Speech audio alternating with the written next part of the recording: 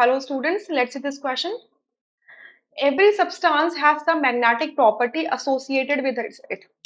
Almost every substance के पास एक magnetic property होती है जो इससे associate होती है, ठीक है?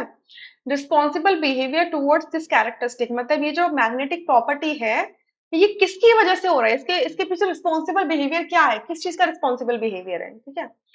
क्या इलेक्ट्रॉन्स रिस्पॉन्सिबल है सिर्फ, या प्रोटॉन्स रिस्पॉन्सिबल है, या moving electron around the nucleus and it's own axis, या फिर moving protons inside the nucleus? आपको ये बताना, ठीक है? तो सबने क्या किया है, फिजिक्स में पढ़ा होगा कि जो भी मूविंग चार्जेस होते हैं वो मैग्नेटिज्म जनरेट करते हैं, ठीक है? आपने ये प्रॉपर्टी पढ़ी होगी, 10th क्लास में पढ़ी होगी, 11th में भी, 12th में भी पढ़ी होंगी, ठीक है? ये कि आपके जो भी मूविंग पार्टिकल्स, अगर मूविंग चार्जेस हैं, चाहे पॉजिटिव हो या नेगेटिव चार्जेस हो, moving charges generate magnetism, magnetic property generate कर देते हैं, ठीक है?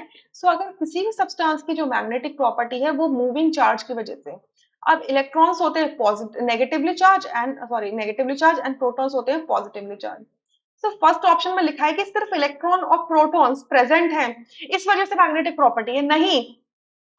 सिर्फ चार्ज प्रेजेंट होने की वजह से मैग्नेटिक प्रॉपर्टी नहीं होता है, चार्ज मूविंग होना चाहिए, घूमता हुआ होना चाहिए, ठीक है?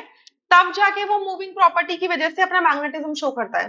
अब थर्ड में लिखा है moving electron around the nucleus and it's own axis, बिल्कुल सही बात है। और फोर्थ में लिखा है moving proton inside the nucleus.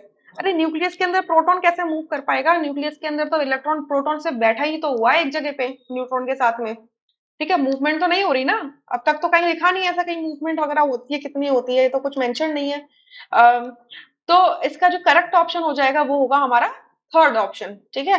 अगर इसका रेफरेंस देखना है ना तो आप पहुंचो एनसीईआरटी के पास, एनसीईआरटी पार्ट 1 में पहुंचो। पार्ट 1 में आप पेज नंबर 29 पे जाओ।